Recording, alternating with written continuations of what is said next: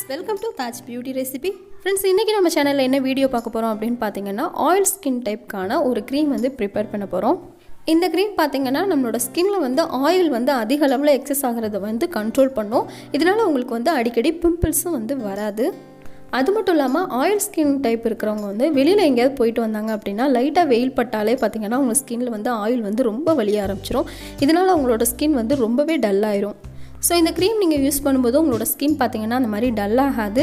அதிக அளவில் oil excess ஆகிறதும் வந்து கண்ட்ரோல் ஆகும், பிம்பிள்ஸும் வராது.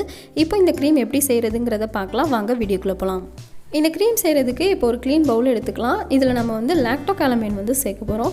ஸோ இந்த க்ரீம் நீங்கள் யூஸ் பண்ணியிருந்தீங்கன்னா தெரிஞ்சிருக்கும், இது நல்லாவே வந்து ஆயில் பேலன்ஸ் பண்ணும். இது வந்து டெய்லி ஃபேஸ்க்கு யூஸ் பண்ணக்கூடிய ஒரு ஃபேஸ் கேர் லோஷன் தான். அப்புறம் இது ப்ரமோஷன் வீடியோலாம் கிடையாது, ஜஸ்ட் நான் வந்து யூஸ் பண்ணி பார்த்ததை வந்து உங்கள் கூட ஷேர் பண்ணிக்கிறேன், அவ்வளோதான். இப்போ இந்த க்ரீம் வந்து 1 டேபிள் ஸ்பூன் அளவுக்கு மட்டும் நம்ம இதில் சேர்த்துக்கலாம். அடுத்ததாக இது கூட ஒரு 1/4 டீஸ்பூன் அளவுக்கு மட்டும் ஆலோவேரா ஜெல் வந்து சேர்த்துக்கலாம். மார்க்கெட்டில் வாங்கின ஆலோவேரா ஜெல் வந்து நீங்கள் சேர்த்துக்கோங்க. இப்போ அடுத்ததாக ஒரு பிஞ்ச் அளவுக்கு மட்டும் கஸ்தூரி மஞ்சள் வந்து சேர்த்துக்கோங்க.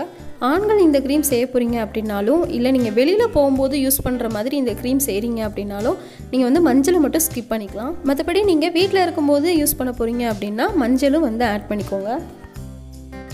கடைசியாக ஒரு 1/2 டேபிள் ஸ்பூன் அளவுக்கு முல்தானி மெட்டி பவுடரும் சேர்த்துக்கலாம்.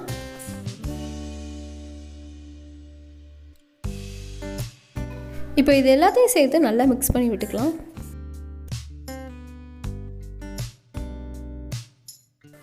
இப்போ நம்மளோட க்ரீம் வந்து ரெடி ஆயிடுச்சு.